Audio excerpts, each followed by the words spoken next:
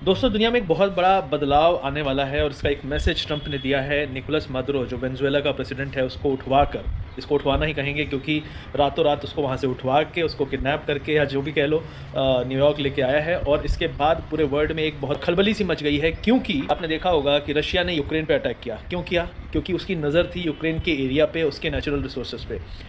Right now अगर आप कहेंगे कि क्या अमेरिका की नज़र वेनेजुएला के नेचुरल रिसोर्सेज पे थी तो गलत बात नहीं होगी। वेनेजुएला दुनिया का सबसे बड़ा ऑयल रिजर्व रखता है, सबसे बड़ा ऑयल रिजर्व, जबकि ऑयल प्रोड्यूसिंग नेशन में ओपेक में आता है और उसकी प्रोड्यूसिंग नेशंस में रैंक बहुत नीचे है। एक और चीज़ मैं कहूँगा, नेचुरल गैस के मामले में भी जो रिजर्व्स हैं उसके पास वो 9th रैंक रखते हैं, जबकि प्रोडक्शन में वो बहुत नीचे है। तो ये क्या दिखाता है कि इतने सारे रिजर्व रख के वो क्या कर रहे थे? जब उनके पास इतने सारे नेचुरल रिसोर्सेज का रिजर्व है तो वहाँ की इकोनॉमी क्यों फेल हो रही थी, वहाँ पे लोग क्यों परेशान थे और वहाँ पे तानाशाही काइंड ऑफ बिहेवियर क्यों था? तो यही था, वहाँ पे कुल मिला के हर चीज़ की ब्लैक मार्केटिंग हो रही थी, वहाँ पे ड्रग्स का कार्टेल बहुत एक्टिव था, वहाँ पे ब्लैक मार्केटिंग बहुत एक्टिव थी, वहाँ पे स्मगलिंग बहुत एक्टिव थी, वहाँ पे गोल्ड के बहुत बड़े रिजर्व्स हैं। तो कुल मिला के नेचुरल रिसोर्सेज के मामले में वेनेजुएला साउथ अमेरिका का बहुत बड़ा नेशन और बहुत पावरफुल नेशन था, हाइड्रो पावर में भी बहुत पावरफुल था। तो बहुत कुछ है वहाँ पे जो उस देश को एक बहुत बेटर कंट्री बना सकता था। और क्योंकि वहाँ का जो प्रेसिडेंट था वो सही तरीके से काम नहीं कर रहा था और बहुत सारी ऐसी चीज़ें हो रही थी जिसमें अमेरिका को भी इंपैक्ट पड़ रहा था, तो अमेरिका ने इंटरफियर किया। अब इससे दो मैसेज जाते हैं पूरे वर्ल्ड में। पहला मैसेज ये जाता है कि क्या चाइना ताइवान पे अटैक कर सकता है? तो चाइना को भी क्या इन्होंने एक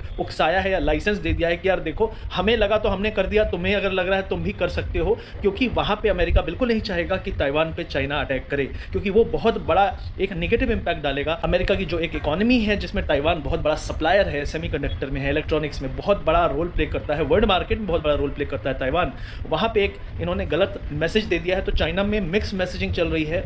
एक मैसेजिंग ये चल रही है कि गलत किया, गुंडागर्दी किया, और साथ ही साथ ये भी मैसेजिंग चल रही है कि ताइवान का जो रेटरिक है वो आगे बढ़ रहा है। नॉर्थ कोरिया जापान के ऊपर से अपने जो फाइटर जेट्स है वो उड़ा रहा है, वहाँ पे मिसाइल लॉन्च कर रहा है। तो बहुत कुछ चल रहा है पूरे वर्ल्ड में, जस्ट एक एक्शन थे ट्रंप के। और यहाँ पे जो मैं आपको बता दूँ, वेनेजुएला के पास जितना रिजर्व है उतना रिजर्व सऊदी अरेबिया के पास नहीं है। कैन यू बिलीव, इतना रिजर्व है उसके पास, जबकि प्रोड्यूसिंग नेशन में टॉप में नहीं है, लेकिन रिजर्व उसके पास इतने ऑयल हैं और उसका जो वैल्यूएशन मापा जा रहा है वो $17 ट्रिलियन है आज के रेट पे। अब यहाँ पे ऑयल मार्केट में खलबली मचेगी सोमवार को। क्यों? क्योंकि अगर इतना सारा ऑयल अब मार्केट में आने लगा तो ऑयल प्राइसेस गिरेंगे, जिसको बैलेंस करने के लिए सऊदी अरेबिया को अपना प्रोडक्शन कट करना पड़ेगा, जिससे गल्फ कंट्रीज को दिक्कतें आएंगी। तो ये पहली चीज़ हो गई। दूसरा चीज़ है कि क्या इसी तरीके की टेंशन या इसी तरीके की एक्टिविटी अगर चाइना ने करनी शुरू कर दी है, नॉर्थ कोरिया भी वहाँ पे टेंशन क्रिएट करने लगा, तो इसके कारण क्या अगेन गोल्ड और सेफ हेवन का रेट बढ़ेगा?